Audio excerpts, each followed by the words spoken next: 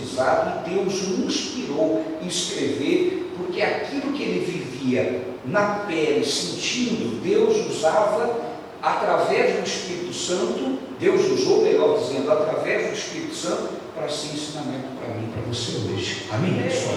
E o que Deus usa? Olha aqui, Provérbios capítulo 9, versículo 10. O temor do Senhor é o princípio da sabedoria. Repita comigo, o temor do Senhor é o princípio da sabedoria. E diz mais, e a ciência do santo, a prudência. Amém?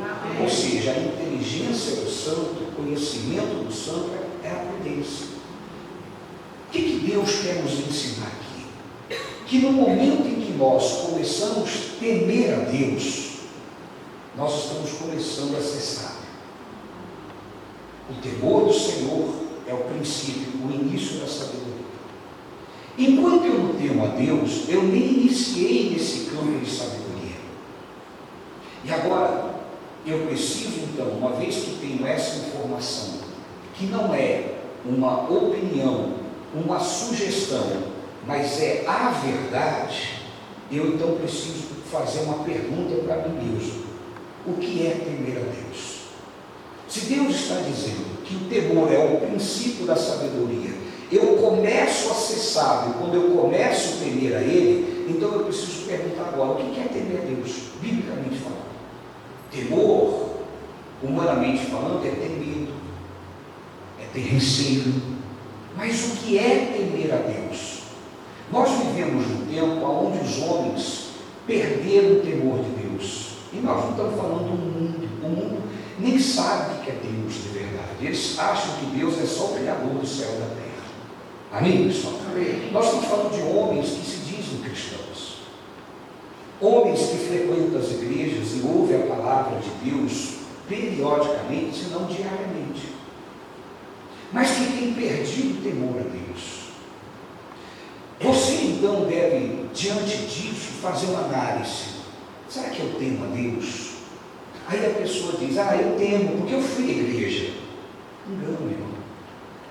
É a mesma coisa que quem come alface aqui? Quem come alface? Ou qualquer outro tipo de salada. Quem gosta de salada? Você é vegetariano? Tá vendo? Você comer uma salada de vez em quando não te faz um vegetariano. Ir à igreja de vez em quando não te faz um cristão. Ouvir a Bíblia de vez em quando não te faz um seguidor. Amém, pessoal? Tem muita gente que faz a mesma coisa com a Bíblia. De vez em quando ele ouve a palavra, de vez em quando ele come esse alimento, né? E aí ele diz assim: eu sou cristão. Não, não é. Eu temo a Deus. Será? A palavra de Deus, ela vai me ensinar o verdadeiro significado de temer a Deus. Você estar na igreja é o start, é o ponto inicial para você começar a ser alguém que teme a Deus. Por quê? Na igreja você vai ouvir ensinamentos que vão levar você a uma ação de viver segundo as Escrituras. Mas se você não tomar a decisão de agir para viver, você vai ficar na igreja a vida inteira e não vai ter a vida transformada. Você vai ficar na igreja a vida inteira e não vai ser um verdadeiro cristão. Agora, sabe qual é o perigo de tudo isso? Não é você ter algum problema em vida, porque por mais que você viva aqui, você vai viver 80, 90, se muito 100 anos, mas vai acabar. E a eternidade? E a eternidade? A palavra de Deus diz que naquele dia muitos vão dizer: Senhor, em teu nome expulsamos demônios, em teu nome profetizamos. E o Senhor vai dizer assim: apartai-vos de mim, porque eu nunca vos conheci. Uma pessoa que teme a Deus, ela sempre está preocupada no sentido de vigilante, dela não ser essa pessoa que vai ouvir isso. Isso é uma profecia. Jesus está afirmando, vai acontecer isso agora. Se eu sei que vai acontecer isso, se eu sei de antemão, qual é a minha postura? Eu não quero ser uma dessas pessoas. Eu não quero fazer parte desse grupo de pessoas. E aí, o que o diabo vem para tentar fazer com que eu faça parte desse grupo? Como que ele trabalha para fazer com que eu seja parte desse grupo? Me iludindo. Me iludindo como? De vez em quando eu vou na igreja, de vez em quando eu ouço a pregação, eu até tenho, né, o cadastro na igreja. Querido, é como comer alface não te faz um vegetariano. Como ouvir a Bíblia esporadicamente não te faz um verdadeiro filho de Deus, um genuíno filho de Deus. Amém, pessoal? Por quê? O genuíno filho de Deus, ele teme a Deus. Tem gente que teme o pastor, já viu isso? Quem já viu isso? Pessoas que temem o pastor, temem o homem. Já contei aqui diversas histórias de pessoas que temem a mim, mais do que a Deus. Mas quem sou eu, irmão? Eu sou apenas um pastor. Eu não posso te salvar, eu posso te levar para lá pregando a palavra. Mas mesmo assim, você tem que corresponder ouvindo a palavra. Porque eu mesmo, se não tiver uma correspondência, se não existir uma reciprocidade, tudo que eu me ensino não vai mudar a tua história. Consegue entender, pessoal? Quantos entendem? Digam glória a Deus. Não vai resolver nada. Agora, a pessoa que teme a Deus, ela se importa com a presença de Deus. Então, quem teme a Deus não vai estar preocupado se o pastor está perto ou não, se alguém vai ver ou se não vai ver, se alguém vai falar ou se não vai falar. Sabe por quê? Porque o temor dela é com Deus. Estão comigo, gente? Então, não importa se o pastor vai ver, o que importa é que Deus está comigo. Amém, gente? Então, o que você faz quando você está sozinho? O que você faz quando ninguém te vê? O que você faz quando não tem alguém como você, ser humano, do seu lado? Quando você está literalmente sozinho e livre de qualquer suspeita. Quem é você nesse momento? Quem teme a Deus, neste momento, é um verdadeiro filho de Deus. Ele teme a Deus. Amém, pessoal? Quem é você quando você fica com o celular sozinho, livre de todas as pessoas? Quais são os sites que você anda entrando quando você está sozinho? Quando a tua esposa não está por perto, quando o teu esposo não está por perto, quando o pai não está por perto, quando o pastor não está por perto. Consegue compreender? Quem é você neste momento? Temer a Deus vai fazer com que a hora que eu estou sozinho, livre, tendo todas as opções do mundo, eu faço a escolha de agradar a Deus. Sabe por quê? Porque ainda que a esposa não esteja perto, ainda que o esposo não esteja perto, ainda que o filho não esteja perto, Deus está comigo. E o que me importa é a minha vida com Ele. Por isso que a palavra de Deus diz: o homem fiel abundará em bênção. O homem fiel, fiel a quem? A esposa? Não, a Deus. Porque se ele for fiel a Deus, ele é fiel à esposa. Se ela for fiel a Deus, ela é fiel ao esposo. Consegue compreender, sim ou não? Por isso, Salomão está dizendo: o temor do Senhor é o princípio da sabedoria. Meu irmão, quantos crentes estão lutando para ser santo, fazendo das tripas o coração, quando na verdade a santidade é resultado e não busca. A santidade é resultado de uma vida vivendo para agradar a Deus. quando eu agrado a Deus, quando eu começo a servir a Deus, quando eu me preocupo com a presença de Deus, como Paulo diz, o seu amor me constrange. Então Paulo, ele não era oprimido, Paulo não tinha ninguém supervisionando ele não tinha um líder de grupo olhando para a vida dele e guiando ele não tinha um pastor dizendo para ele, faça isso, não, Paulo, ele estava ali, ele diz, todas as coisas me são lícitas. Paulo estava dizendo, eu posso tudo, eu posso até pecar, mas nem tudo me convém. Por quê?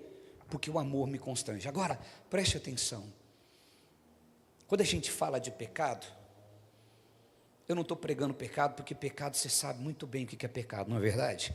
Então o pastor não precisa pregar pecado, ele precisa pregar como se livrar do pecado, e é exatamente isso que eu estou te dizendo. Para se livrar do pecado, é temer a Deus, é se relacionar com Deus ao ponto de ficar constrangido, ao ponto de você ser livre, mas pensar, Deus está comigo, eu não consigo fazer nada contra Ele. Isso é resultado, irmão. Consegue compreender? Está claro isso para você? Não é uma luta, não é uma busca, é resultado. Resultado do quê? De comunhão, resultado de servir, resultado de estar diante dEle, adorando, mas sabe, entregue de verdade. Ainda que todo mundo abandone a Deus, a fé, você tem convicção da sua vida com Deus. Não é alguém que está te falando, é você que está vivendo, você está sentindo, você sabe. De uma glória a Deus. Então, irmão, preste atenção.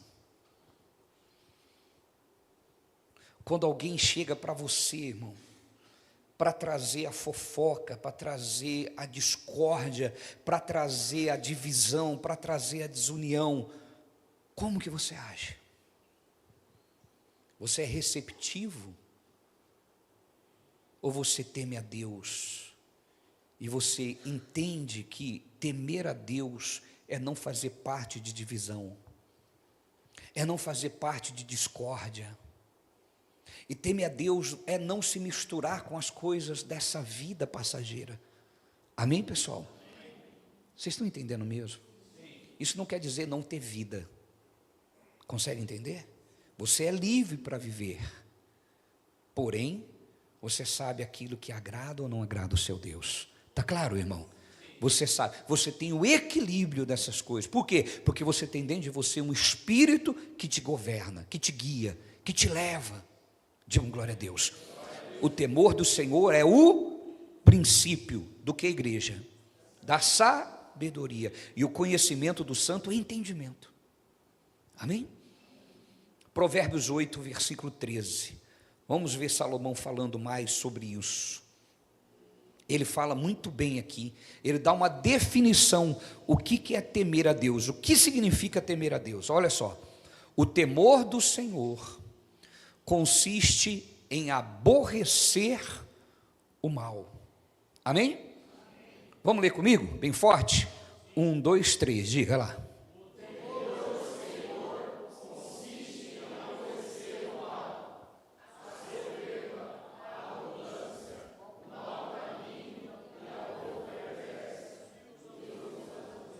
Amém? Então o que é temer a Deus? É ter medo de Deus? Não.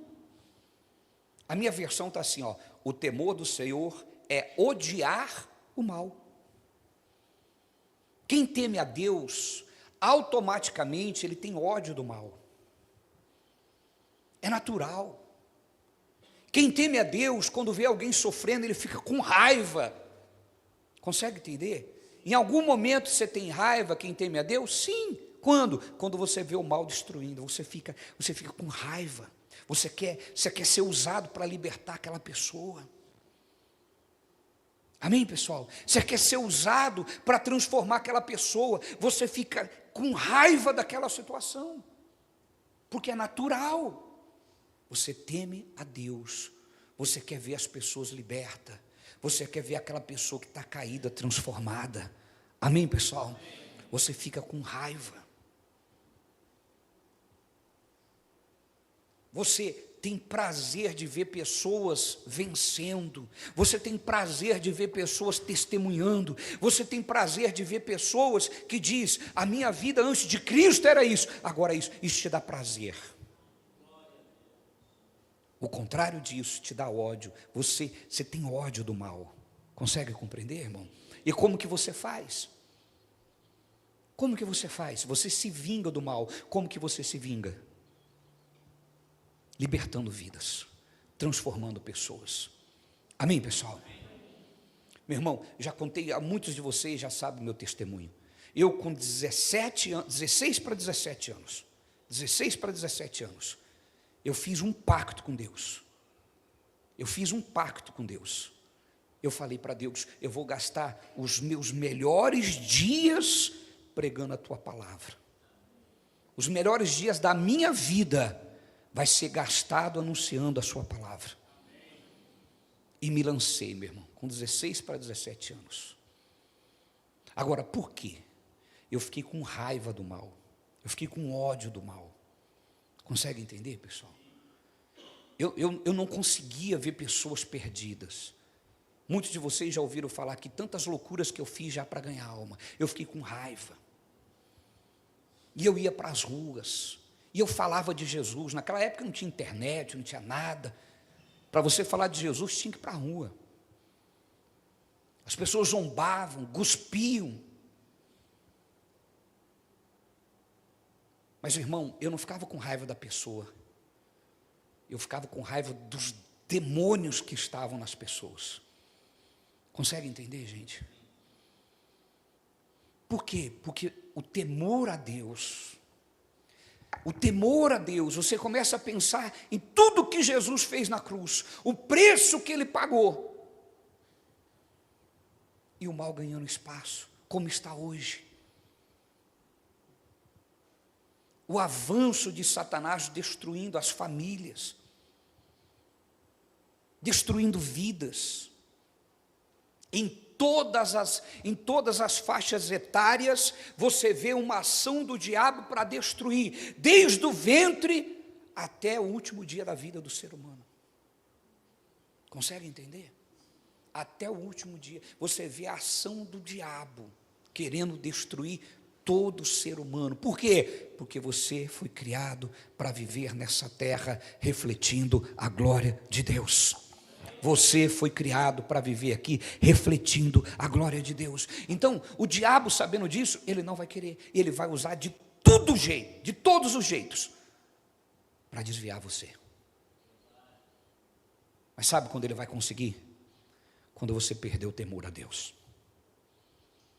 Porque enquanto você temer a Deus, não ter medo dele, temer, ter respeito, considerá-lo, ele está aqui comigo. Diga um glória a Deus. Ele está aqui em mim. Amém, pessoal? O diabo não vai ter êxito. Ele vai tentar de tudo. Ele vai tentar de tudo. Quem veio sábado e assistiu o filme, uma das frases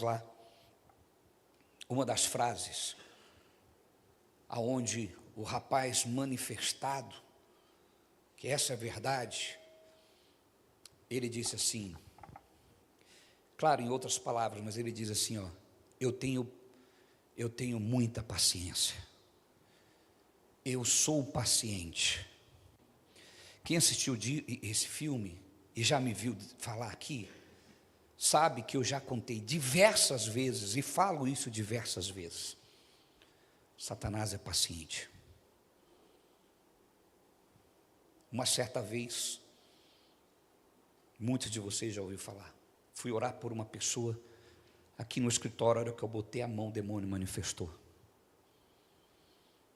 E a coisa que me chamou a atenção, o diabo disse assim, na boca daquela mulher, ele disse assim, eu vou destruir vocês, eu quero acabar com vocês, eu odeio essa igreja. E aí ele disse assim, e eu tenho paciência, vocês vão viver na terra 70, 80 anos. Até lá, eu destruo. Quem já ouviu falar isso? Quem já ouviu falar? Vocês são testemunho, muitos de vocês estavam aqui. Amém, gente? É a mesma coisa que falou ali. Agora, presta atenção. Você se ama? Sim ou não? Você ama a sua vida? Você ama a sua família? Você ama a sua salvação? Cuide dela. Cuide dela. Satanás tem poder? Não. Sobre a vida daquele que teme a Deus? Não. E sobre a vida daquele que não teme? Não se mete. Consegue compreender, irmão? Se você não teme a Deus, não se mete. Agora, se você teme a Deus, não tenha medo nenhum, porque Ele não pode tocar em você. Amém? A garantia disso é o quê? Penitência que você vai pagar? Não. Relacionamento com Deus. Amém, gente? Amém ou é de mim? Vamos continuar ainda com Salomão, Eclesiastes 12, versículo 13. Eclesiastes 12, 13.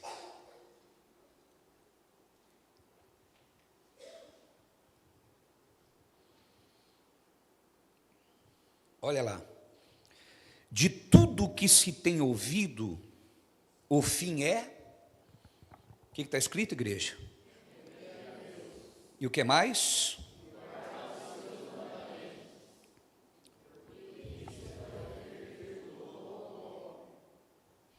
Veja só, Salomão diz lá, o princípio da sabedoria é temer a Deus, não é verdade? E agora ele diz o que aqui? De tudo que se tem ouvido, teme. Se você começou, você precisa terminar.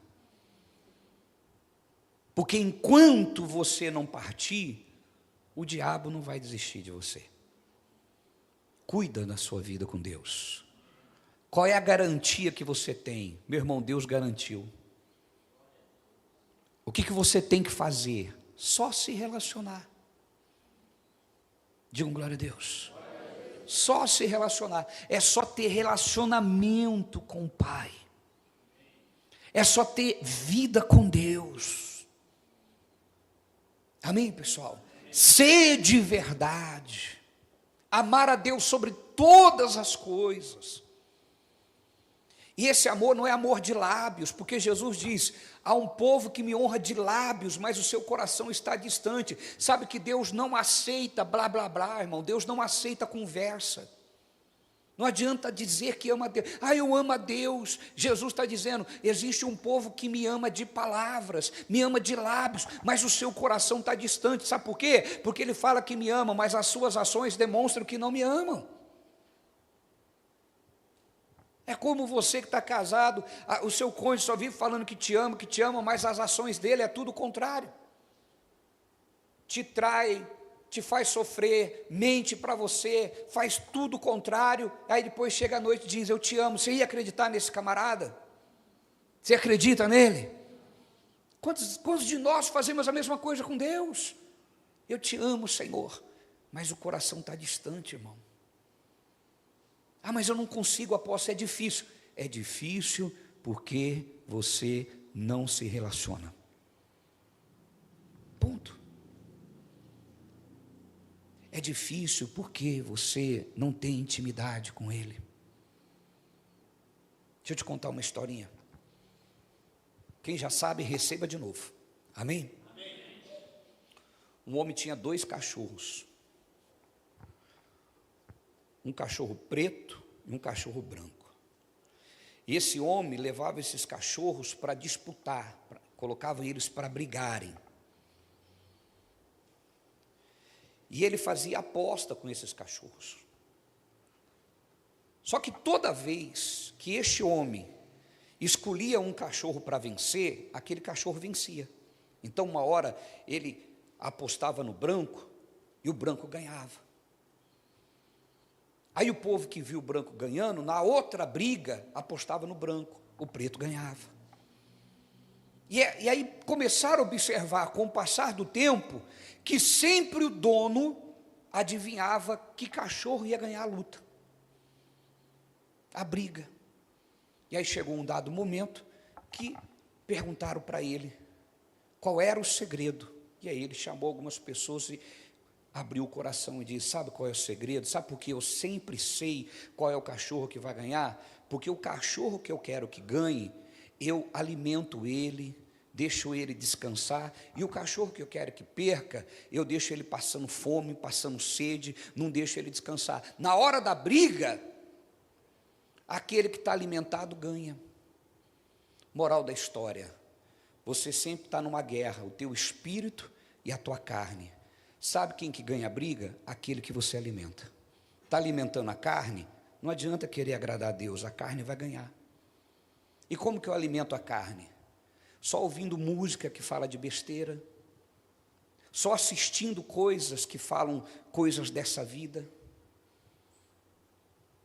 só falando coisas dessa vida.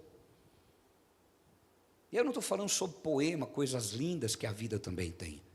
Eu estou falando de coisas desprezíveis. Consegue compreender, pessoal? Porque nem tudo da vida é ruim. É ou não é verdade? Tem coisas boas nessa vida, natural. Entende? Mas você sabe diferenciar o que é simples. É ou não é verdade? Sim ou não, pessoal? É assim.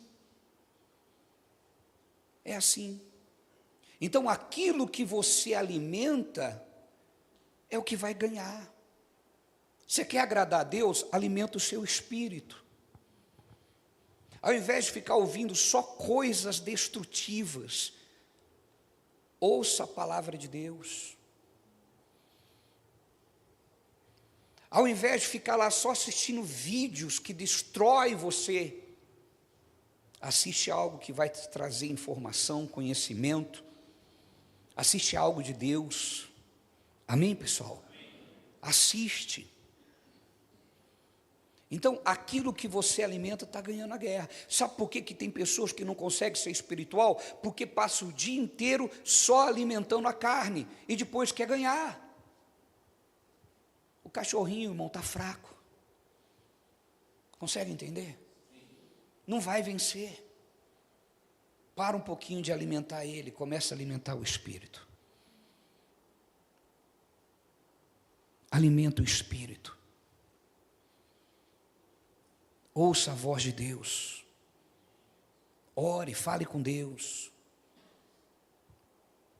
Nada pode dar errado que já sai um palavrão da sua boca. Nada pode dar errado que já sai logo uma besteira dos seus lábios. Não é para te condenar não, irmão, é para te identificar, amém, pessoal? Amém. Diga assim, essa mensagem não é para condenar. Amém? É para salvar.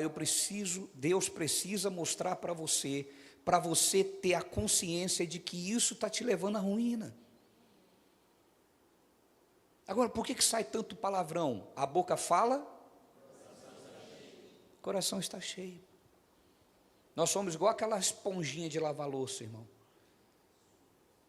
Você suga, aonde te coloca você suga. Você está na vida de pecado, você está sugando o pecado, irmão. Na hora que o mundo te espreme, só sai pecado, só sai palavrão. Não é assim? Se você põe a esponjinha na água, espreme, sai o quê? Água. Amém, gente? Então é isso que você tem que pensar. A palavra de Deus está dizendo: de tudo que se tem ouvido, o fim é: teme a Deus e guarda os seus mandamentos, porque este é o dever de todo homem. Então, o que nós aprendemos aqui? O temor a Deus se manifesta na obediência da palavra.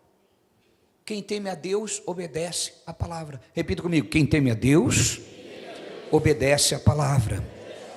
Amém?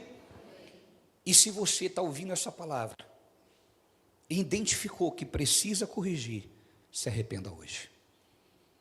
Mude, fale com Deus. Daqui a pouco nós vamos orar. Fale com Deus. Deus, eu estou andando por caminhos tortuosos. Eu quero viver para Ti. Amém, pessoal? Eu quero viver para Ti. 2 Coríntios 7, 10. 2 Coríntios 7:10. Preste atenção. O arrependimento deve ser genuíno. Repita comigo, o arrependimento deve ser genuíno. Não usa o arrependimento que nem um religioso. O religioso identifica que errou, pede perdão, mas já sabe que vai fazer de novo amanhã. Amém, pessoal? O arrependimento tem que ser genuíno. Olha o que diz aqui, Paulo dizendo: porque a tristeza, segundo Deus, opera arrependimento para a salvação. Diga comigo, a tristeza, segundo Deus. Diga assim, Deus quando deixa triste, é para levar ao arrependimento. Ele já prestou atenção que ninguém quer ficar triste vindo na igreja? Se o pastor pregar uma mensagem que causa tristeza, ele não volta para a igreja, ele fica enraivado. Sabe por quê? Porque não quer arrependimento. Mensagem que só causa motivação, não leva a arrependimento. Entende, pessoal? A tristeza, segundo Deus, diga comigo, Deus deixa a pessoa triste. Talvez você nunca ouviu isso, porque você é acostumado que Deus é o bonzinho que faz todo mundo feliz. Só que a tristeza de Deus, o que diz aqui? Opera arrependimento para salvação. Então é preciso ouvir na igreja mensagem que te deixa triste mesmo, mas a tristeza é de Deus. Porque ou você vai ficar triste com Deus que vai te levar ao arrependimento, ou você vai ficar triste com a consequência de uma vida afastada de Deus. Aí essa tristeza é de sofrimento. Essa tristeza é miserável.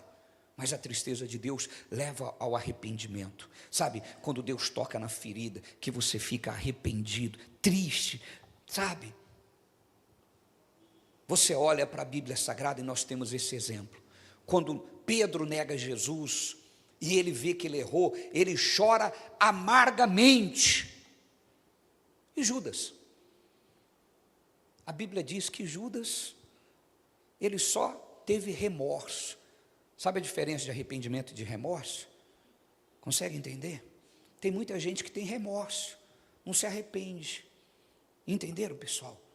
A pessoa com remorso, ela também chora, mas o motivo do choro é outro. Quem já foi num velório que viu pessoas chorar, não por arrependimento, né? Não puxa, eu não consegui viver isso, mas chorou porque viveu uma vida toda má, destruindo aquela outra pessoa, chorou por remorso. Quem já viu pessoas chorar por remorso? Você percebe que o choro do remorso é egoísta, né? Ele fala assim, não deu tempo de eu pedir perdão, quer dizer, ele está pensando só na dor dele, não está nem pensando no outro. É ou não é verdade? Eu já brinquei aqui com vocês que sepultar mais pessoa que pastor é só coveiro. Então assim, eu vou muito fazer velório, muito. Isso é uma coisa que a gente nem divulga, né, irmão? Imagina, estou indo fazer um velório, bate a foto do velório. Então a igreja nem sabe disso. A igreja não fica sabendo, mas a gente sepulta muitas pessoas. E eu já sei. Quando eu vejo chegar gritando e pulando em cima do caixão, eu já sei. Daqui a pouco vem alguém aqui falando, aí, em vida não deu valor, agora não vai ter mais tempo.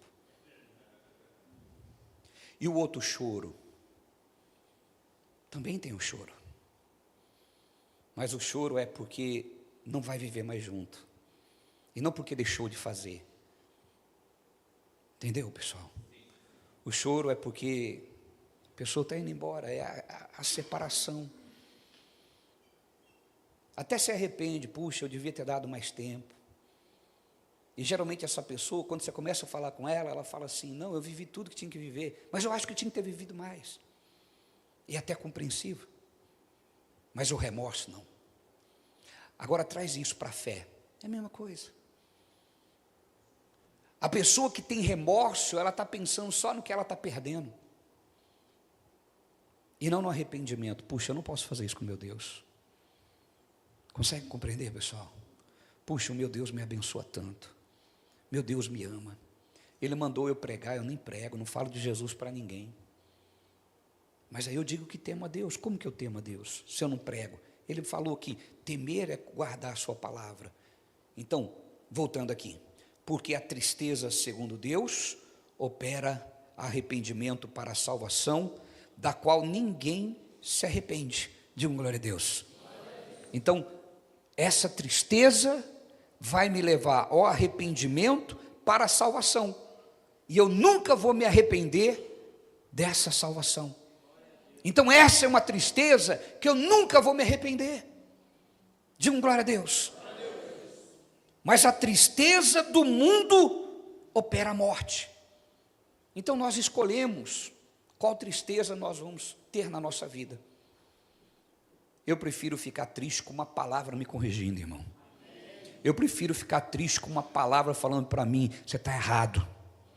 Porque essa tristeza vai me levar ao arrependimento que vai me salvar. Mas eu quero falar de todo o meu coração. Meu irmão, hoje em dia as pessoas não querem mais ser corrigidas. Não caia nessa besteira. Feliz é aquele que tem alguém para dizer para ele, você está errado. Feliz é aquele que tem alguém para dizer, você não está certo. Sabe por quê? Este ama de verdade. Porque não vai te deixar se perder.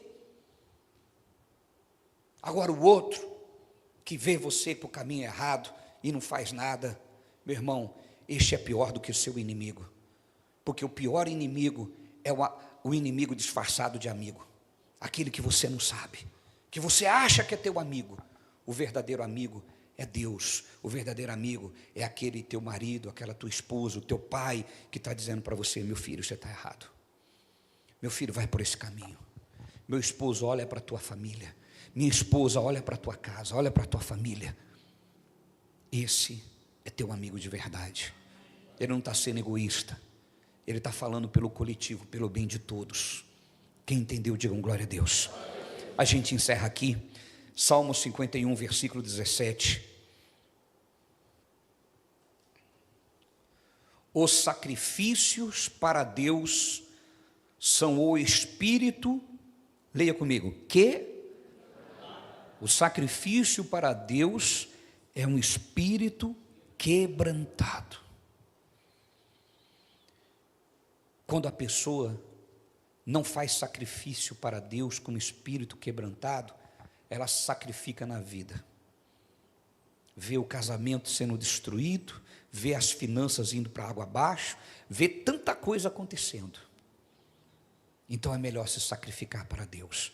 Por quê? O sacrifício para Deus é um espírito quebrantado. É dizer, Deus, eu me arrependo. É dizer, Deus, me perdoa. É dizer, Deus, eu quero, Senhor, viver para te adorar. Isso é temer a Deus. Amém, pessoal?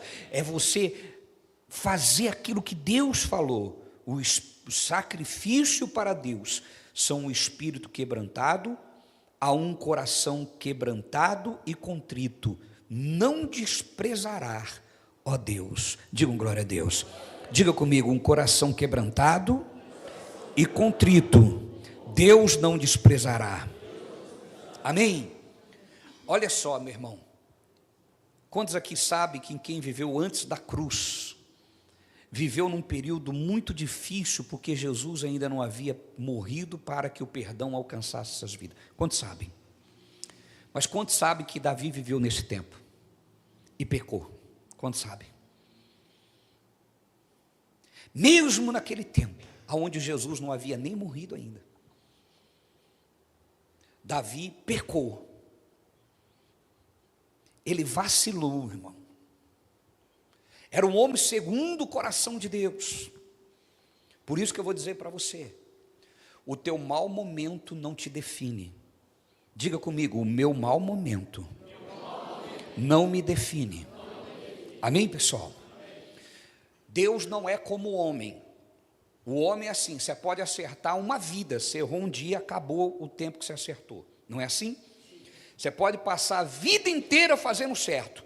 Se você vacilar aqui, ele acaba com tudo. Deus não é assim. O Davi foi um homem segundo o coração de Deus. Ele vacilou, pecou, cometeu um erro gravíssimo, mas ele não foi destruído. Porque quando o profeta revelou o pecado dele, ele caiu arrependido. Ele não ficou dando desculpa, eu fiz isso por causa daquilo, porque também isso, porque também aquilo. Não, ele disse, eu pequei. Não terceirizou responsabilidade. Quantas pessoas estão traindo a esposa, dizem, minha esposa também, ela não me dá atenção, ou meu esposo também, ele abriu a porta, porque a gente não tem vida de casal, porque, não, irmão, pode ser que ele abriu a porta, mas em última instância a decisão foi sua. Amém, pessoal? Em última instância a decisão foi de quem errou. Ele pode ter parte nisso, ela pode ter parte nisso, mas você em última instância decidiu por fazer o que era errado. Consegue compreender? E o que você tem que fazer? Se quebranta diante de Deus. E quem está arrependido dá fruto de arrependimento. Meu irmão, cristão não fica só me perdoa, me desculpe, isso aí é conversinha de religioso. O convertido, ele mostra que se arrependeu, ele dá fruto de arrependimento. Sabe, Zaqueu, quem conhece a história de Zaqueu? Zaqueu era tratado como um ladrão. E quando ele teve um encontro com Jesus, quando ele tem um encontro com Jesus, ele disse o seguinte: se eu roubei alguma coisa de alguém, eu devolvo 4 vezes aquilo que eu roubei. Isso é arrependimento. Não é me perdoa e continua com o dinheiro roubado. Consegue compreender? Me perdoa, mas o dinheiro eu não devolvo. Perdão assim é fácil, né, irmão? Me perdoa. Quem está arrependido dá fruto de arrependimento. Entende, pessoal? Entende? E eu vou dizer uma coisa para você. O verdadeiro cristão, a pior coisa que o diabo consegue fazer com ele é fazer ele cair. Porque a Bíblia diz que se o justo cair, não ficará prostrado. Consegue compreender? E ele se revolta e levanta determinado. Entenderam, pessoal? Ele levanta determinado. Eu me lancei de corpo e alma para a obra por uma coisa que hoje é considerada até insignificante. Se eu falar isso hoje, é a mesma coisa que falar assim, você é bobo. Mas para mim era uma coisa muito grave. Eu com 16 anos, fui namorar com uma moça que não era da igreja.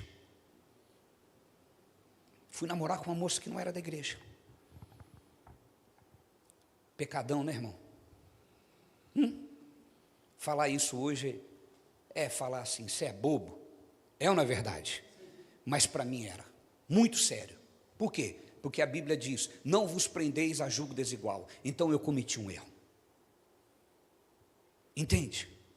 Eu cometi um erro. E aí, eu fui namorar com essa moça. E eu cheguei e contei para o meu pastor. Cheguei, pastor, eu preciso falar com o senhor. Ele falou, o que foi? Andando assim no corredor da igreja.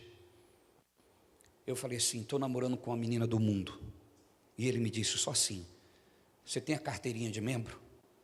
Eu falei, tem, está aqui no meio da minha Bíblia. Ele falou, me dá. Eu dei para ele, ele rasgou assim. Jogou no chão e falou, a partir de hoje você não é mais membro dessa igreja. Saí da igreja revoltado? Não. Passou. Falei, eu preciso levar essa moça para Jesus. Levei ela na igreja. Sentei lá no fundo da igreja. Ela manifestou demônio, entre aspas. E começou a dar lá um trabalho. E todo mundo disse, sai demônio, sai demônio, sai demônio. E esse demônio nada de sair. Acabou o culto, foi todo mundo embora. E a mulher lá endemoniada. Daqui a pouco, chama o pastor não sei de onde, chama o pastor não sei de onde. Veio pastor de bairro, do outro bairro, de outro, e veio gente de tudo quanto é lado. Quando acabaram, que já não tinha mais pastor para chamar, e ninguém expulsava. Chamaram uma irmãzinha, eu lembro dela até hoje, o nome dela era Irmã Filhinha. Uma senhorinha, irmão. Me lembra muito a nossa irmã Sofia, a aparência dela. Só era bem mais magrinha que a irmã Sofia. E aí chamaram ela, já era meia-noite quase. Chega a irmã filhinha lá, com a Bíblia debaixo do braço, e falou, ninguém consegue expulsar. Aí ela olhou assim, falou, isso aí não é demônio não. Leva ela para o hospital, isso aí não é demônio não.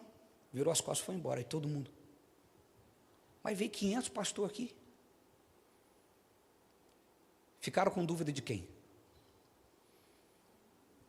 Ficaram com dúvida da irmã filhinha, né? Pegaram ela, colocaram no carro. Quem já ouviu isso, me perdoa, está ouvindo de novo. Mas às vezes você assiste filme várias vezes, né? Então assiste de novo. Amém? Então, colocaram ela no carro. Às vezes eu explico mais detalhado, às vezes eu explico menos detalhado. Se você ouviu menos detalhado, agora está com mais detalhe. Amém? Está atualizando. Colocamos ela no carro. Chegamos não era nem hospital, né? Era um postinho lá. Paramos o carro. A hora que parou o carro, ela abriu o olho. Oxe, o demônio conheceu o lugar. Falei, meu Deus do céu, a irmã filhinha estava certa. Entramos para dentro do posto lá. Daqui a pouco o médico chama. Ela entrou para a sala do médico. O médico falou, só ela. Ela está precisando, ela, só entrou ela. Ficou lá na sala do médico lá. Daqui a pouco ela sai. E o médico sai, olha para a minha cara, para a cara dos irmãos da igreja e riu. Aí eu. Estranho comportamento. Eu peguei e falei assim para ela, e fomos embora. Falei, o que aconteceu? O que você falou para o médico?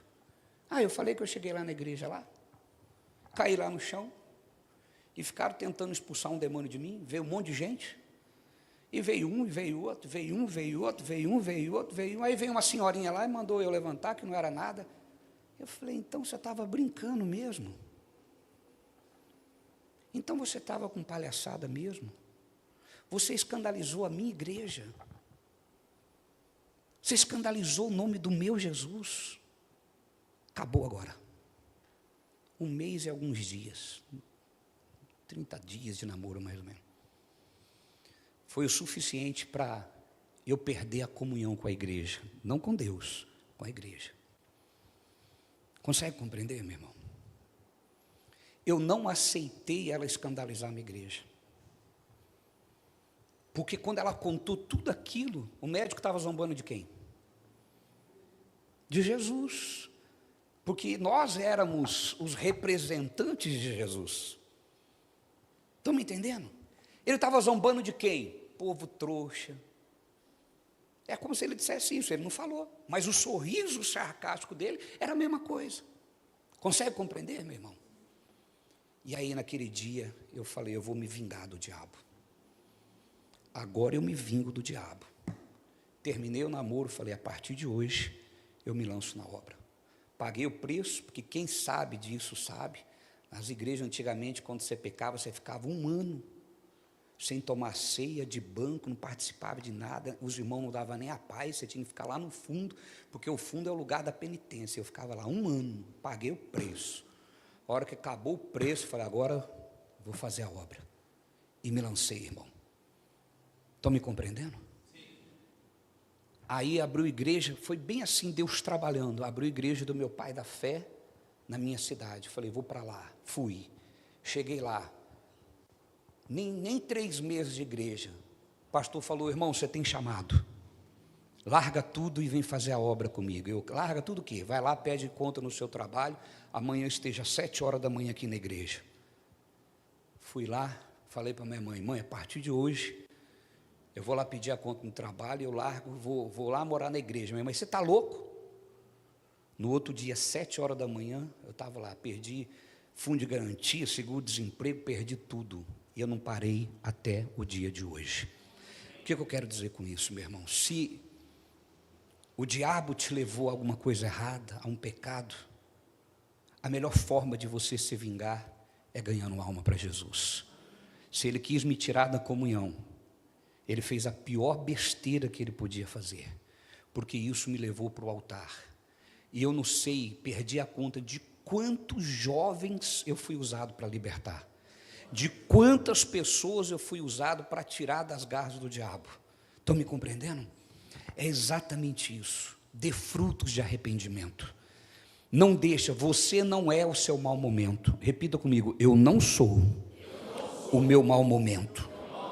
Davi caiu, se arrependeu, se levantou e continuou sendo um grande homem de Deus. Não importa quão longe você foi, teme a Deus e volta à presença de Deus. Aplauda ao seu Deus bem forte.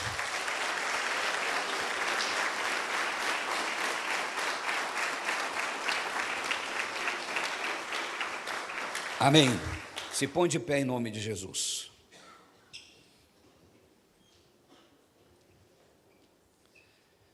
Feche os teus olhos, irmãos. Enquanto eu ministrava, Deus falava no seu coração. Você sabe o que Deus falou com você? Eu só sei de uma coisa, Deus está falando muito forte no meu coração aqui. Vou repetir. Você não é o seu mau momento. A sua queda não define você. Você é o que Deus te criou para ser.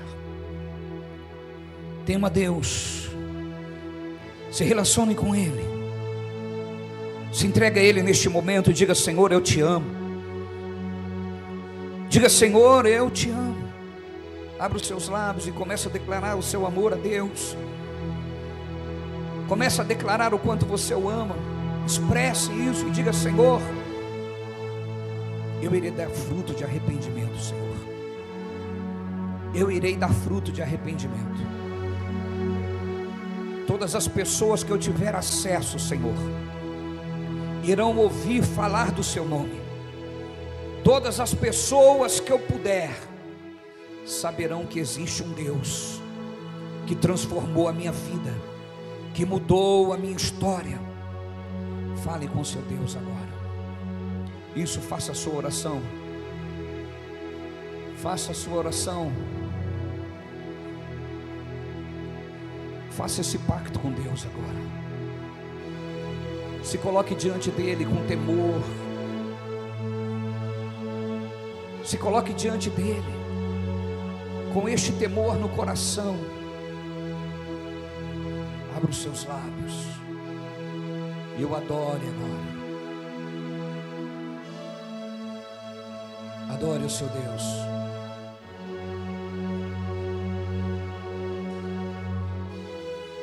Fale com o seu Deus. O apóstolo Paulo, ele diz: quando eu tento fazer o bem, o mal eu pratico. Essa é a nossa guerra sem Deus. Mas continue diante dele, porque ele vai te levar a viver uma nova história. E Jesus, sobre a vida de Pedro, ele diz: aonde abundou o pecado, superabundou a minha graça. Pedro se distanciou, Pedro ele negou, mas aonde abundou o pecado, superabundou a graça de Deus. Faça essa aliança com Deus agora. Faça essa aliança com Deus agora. Assim como Jesus declarou, declare você também: o meu espírito está pronto. Ali Jesus se entregou. Ali Jesus se entregou nos braços do Pai. E como havia acabado o seu tempo, ele está sentado sobre a direita do Pai. Mas agora faça o mesmo. O seu tempo ainda não acabou. O seu tempo ainda não terminou. E Deus vai te usar, meu querido. Abra os seus lábios. Fale com Ele agora. Diga: Senhor, o meu espírito está pronto. Eu me lanço nos teus braços. Eu me coloco nos seus braços agora. Fale com teu Deus. Fale com teu Senhor. Isso. Deus está falando com você, meu irmão. Deus está movendo você. Corresponda a isso. Corresponda a isso.